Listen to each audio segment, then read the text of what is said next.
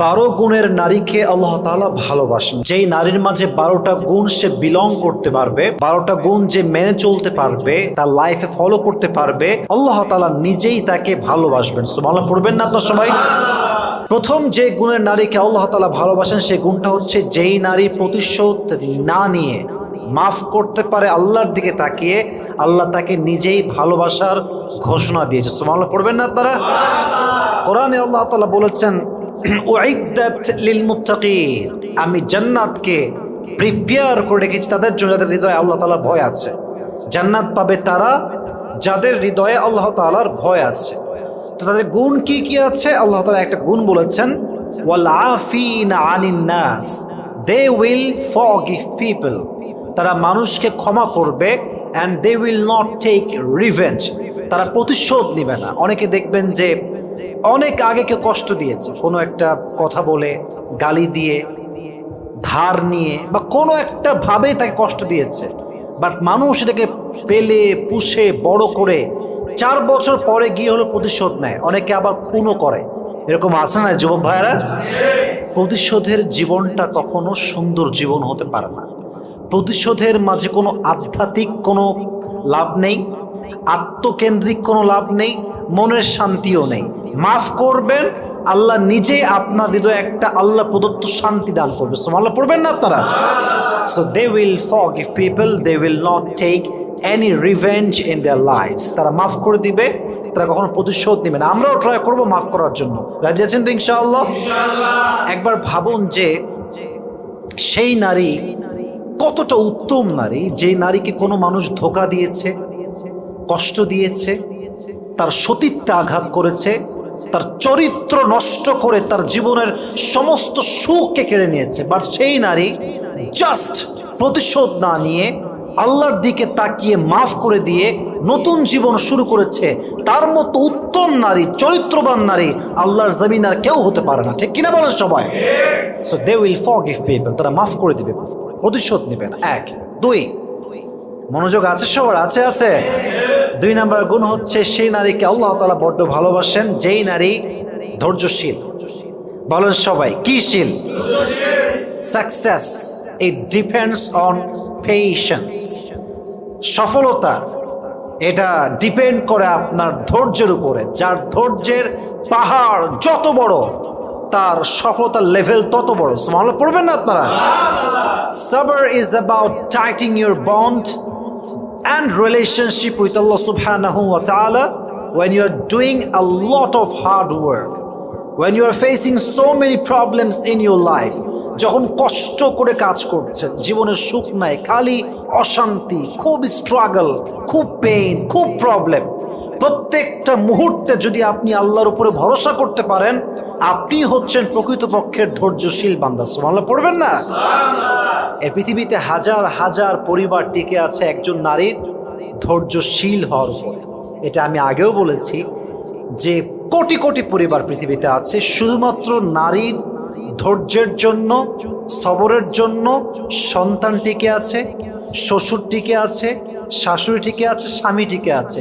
নারী ধৈর্যহারা হলেই একটা পুরো সাজানো গোছানো সংসার এক মুহূর্তে ধূলিসাৎ হয়ে যাবে। ঠিক কিনা বলে? নারীর ধৈর্যশীল হওয়া অনেক দামি যুবক ভাইরা আমার। আল্লাহ প্রত্যেকটা মেয়েকে প্রত্যেকটা ক্ষেত্রে ধৈর্যশীল হওয়ার তৌফিক দান করুক। সকলেই মন খুলে পড়না আমিন। এজন্য ধৈর্যশীল নারীকে আল্লাহ তাআলা বড্ড ভালোবাসেন। শুধুমাত্র নারীকে নয়, কোরআনে আল্লাহ তাআলা বলেছেন ইন্নাল্লাহা মা'আস সাবিরিন, যে ব্যক্তি ধৈর্যশীল হবে, পেশেন্ট, ধৈর্যশীল হয়ে প্রত্যেকটা অবস্থাকে ফেস করবে, প্রত্যেকটা সিচুয়েশন ফেস করবে, তার সঙ্গী হয়ে যাবে একজন। আওয়াজ দিয়ে বলেন তো তিনি কে? এজন্য কোরআনে আল্লাহ তাআলা বলেছেন ইয়া আইয়ুহাল্লাযীনা আমানুস্তাঈনু বিস-সাবরি ওয়াস-সালাহ, হে মুমিন বান্দারা, হে বিশ্বাসীরা, তোমরা আল্লাহর সাহায্য চাও দুরের মাধ্যমে। 1 নাম্বার হচ্ছে আস-সালাহ, নামাজের মাধ্যমে তোমরা সাহায্য চাও। ওয়াস-সাবর, ধৈর্যের মাধ্যমে তোমরা সাহায্য চাও। যে বান্দা ধৈর্য এবং নামাজ দুটোকে একসাথে করে আল্লাহর সাহায্য চায়, আল্লাহ তাই গায়েবীভাবে সাহায্য করে। সুবহানাল্লাহ পড়বেন না? Sick the help with patience and salah, and definitely Allah will help you very soon. ধৈর্য এবং নামাজ নিয়ে আল্লাহর কাছে দোয়া করলে আল্লাহ বান্দাকে কখনো ফিরায় দেয় না। সুবহানাল্লাহ পড়ে সবাই আপনারা। অতএব ধৈর্য হচ্ছে আমাদের জীবনের সবচেয়ে দামি একটা জিনিস। তবে আমি জাস্ট ছোট্ট একটা বিষয় বুঝাই, ধৈর্য মানেই যে জাস্ট ধৈর্য, ইটস নট লাইক দ্যাট। সবর means patience. It includes aspects of being self-disciplined, remaining spiritually steadfast, and especially showing fortitude when faced with adversity or setbacks. ধৈর্য মানে হচ্ছে আমার জীবনে আপস আসুক বা ডাউন আসুক, আমি উপরে উঠি কিংবা নিচে নামি, যাই হোক, যত কষ্ট হোক, আমার প্রত্যেকটা প্রবলেমের মুহূর্তে যদি আমি বলতে পারি যে আল্লাহ আমাকে দেখছেন, আল্লাহ সমাধান দিবেন, আল্লাহ আমার সাথে আছেন, এটার নামই হচ্ছে ধৈর্যের সর্বোচ্চ লেভেল। সুবহানাল্লাহ পড়বেন না আপনারা? আধ্যাত্মিকভাবে শক্ত হতে হবে এবং যে কোনো কষ্টে, দুঃখে, বিপদে নিজেকে দৃঢ়তার সাথে শক্ত রেখে, মজবুত রেখে ওইটাকে ফেস করার নামই হচ্ছে ধৈর্য। সুবহানাল্লাহ পড়েন সবাই আপনারা। আমরা ট্রাই করব আমরা প্রত্যেকে ধৈর্যশীল হওয়ার জন্য, আমাদেরকে তৌফিক দান করুক, সকলেই মন খুলে পড়া আমিন। 3 নাম্বার, ওই নারীকে আল্লাহ তাআলা বড্ড ভালোবাসেন যে নারী অন্যায় করে, জুলুম করে ফেলে, আবার সঙ্গে সঙ্গে মাফ চেয়ে ফেলে। আমি প্রত্যেকটা বোনকে বলবো, বোন, প্রিয় বোন আমার, যারা my sister, this is my request, I am being very humble about it. বিনয়ের সঙ্গে বলছি, আপনার জীবনে আপনি একটা সময় বেপর্দা ছিলেন, আপনি আপনার জীবনে একটা সময় জেনা করেছেন, আপনার একটা সময় অনেক ছেলে ফ্রেন্ড ছিল আশেপাশে, জাস্ট ফ্রেন্ড নামে আপনার অনেক ফ্রেন্ড ছিল, বাট রিসেন্টলি আপনি নিজেকে পরিবর্তন করে ফেলেছেন। কেমনে? জাস্ট নিয়ে যে আমি আর এগুলো করবো না, না, এটা করলে হবে না, আপনাকে তওবা করতে হবে। তওবাটা কেমনে করবেন? তওবার মূল সিস্টেমটা হচ্ছে, just listen to me with full concentration. What is the mechanism of tawbah? What is the real system of tawbah? তওবা করবেন কেমনে? How to do it? করবেন এমন করে যে আল্লাহ তাআলা, তোমার কাছে আমি তওবা করছি, whatever I have committed in my past, I will never ever repeat it again in my life. আল্লাহ, আমি যা করেছি আমার অতীতে, এটা আমি নিয়ত করলাম যে আমি জীবনেও কখনো আমার এই গুনাহগুলোকে আর কখনো করব না। বান্দা দোয়া করার সাথে সাথেই, তওবার সাথে সাথেই বান্দার সমস্ত গুনাহ আল্লাহ তাআলা মাফ করে দেয়। সুবহানাল্লাহ পড়বেন না আপনার সবাই? অতএব বোঝা গেল তওবাকারী নারীকে ভালোবাসে একজন। আওয়াজ দিয়ে বলেন তো তিনি কে? আল্লাহ প্রত্যেকটা মা বোনকে খারাপ জীবন থেকে ফিরে এসে তওবা করার তৌফিক দান করুন, সকলে পড়া আমিন। 4 নাম্বার, পবিত্র নারীকে আল্লাহ তাআলা ভালোবাসেন। এটার ছোট্ট একটা ব্যাখ্যা দিব, বাট এই ব্যাখ্যা শুনে কেউ লজ্জা পাবেন না। ব্যাখ্যাটা হচ্ছে এরকম, অনেক মেয়ে দেখবেন হাজব্যান্ড ওয়াইফের, মনে করেন যে যেটা ইসলামিক পরিভাষা আমরা বলি জেমা হয়েছে, আই মিন সহবাস হয়েছে। তো এই সেক্সুয়ালি রিলেশনশিপের পরে এই কাঙ্ক্ষিত যে আমাদের যৌবনের চাহিদা, এটা পূরণ করার পরে কিন্তু কি হয়ে যায়, গোসল ফরজ হয়ে যায়। গোসলটা কি হয়ে যায় যুবক ভাইয়েরা? ফরজ হয়ে যায়। তো অনেক মেয়ে আছে দেখবেন ফরজ হওয়ার পরেও গোসল করে না, ওভাবেই ঘুমিয়ে যায়, ওভাবেই থেকে যায়।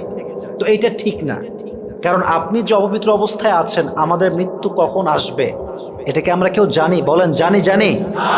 কেউ আমরা জানি না। অতএব কি করবেন? প্রত্যেকটা অবস্থায় ওযু করে থাকবেন, আর যখন গোসল ফরজ হয়ে যাবে গোসল করবেন। আমার প্রত্যেকটা বোনকে এই কথাগুলো বোঝার তৌফিক দান করুন, সকলে পড়া আমিন। 5 নাম্বার, সেই নারীকে আল্লাহ তাআলা বড্ড ভালোবাসেন যে নারী গীবত করতে পছন্দ করে না। মেয়েদের মাঝে কমন একটা রোগের নাম হচ্ছে গীবত, খালি গীবত করে, অমকের ওই দোষ, তমকের সেই সমস্যা। দেখবেন মেয়েরা একসঙ্গে হইলে গীবত না করলে থাকতেই পারে না, ঠিক কিনা বলেন যুবক ভাইরা? তবে সব মেয়েকে আমি এক পাল্লায় মাপছি না। এক রাজা বলেছে তার রাজ্যে যে আমাকে যে সবচাইতে হাসিদায়ক, আই মিন হাস্যকর মিথ্যা কথা বলবে তাকে আমি পুরস্কার দিব। হাস্যকর মিথ্যা, যেটা খুব হাস্যকর হবে এবং অনেক বড় একটা মিথ্যা হবে। তো অনেকে অনেক কথা বলেছে, অনেক বড় বড় মিথ্যা, অনেক বড় বড় হাস্যকর মিথ্যা, কারোটাই পছন্দ হয় না। তো একজন যুবক অনেক পরে আসছে, অনেক শেষে গিয়ে আসছে, সে বলছে, মহারাজ আমি আপনাকে একটি হাস্যকর মিথ্যা কথা বলবো, এটা শুনে আপনি অবশ্যই আমাকে পুরস্কার দিবেন। বলছে বলো। বলছে আমি একদিন একটা এলাকায় গেলাম, এলাকায় গিয়ে দেখলাম যে 5-6 জন মেয়ে একসঙ্গে বসে আছে এবং সকলে চুপচাপ বসে আছে। এটা শুনে মহারাজ বলছে, দাও সমস্ত পুরস্কার তাকে দিয়ে দাও। তো পুরস্কার দেওয়ার বসে বলছে, মহারাজ তাকে আপনি পুরস্কার দিলেন কেন? বলছে 5-6 জন নারী একসঙ্গে বসে থাকবে আর তারা কোনো গীবত না করে চুপচাপ থাকবে, এটা কোশ্চিন কালেও হতে পারে না, ঠিক কিনা বলেন? মেয়েরা একসঙ্গে বসলেই অমুকের স্বামী খারাপ, অমুকের ওই বেড়া খারাপ, এই বেডি খারাপ, এর এই সমস্যা, তার ওই সমস্যা, গীবতের শেষ নাই। এই জন্য প্রিয় বোন আমার, আমি বলছি না যে আপনি গীবত করেন, but most of the people they have this kind of bad quality, they have this bad habit. আল্লাহ আমাদের সবাইকে বাজে গুণ থেকে হেফাজত করুন, সকলের পড়া আমিন।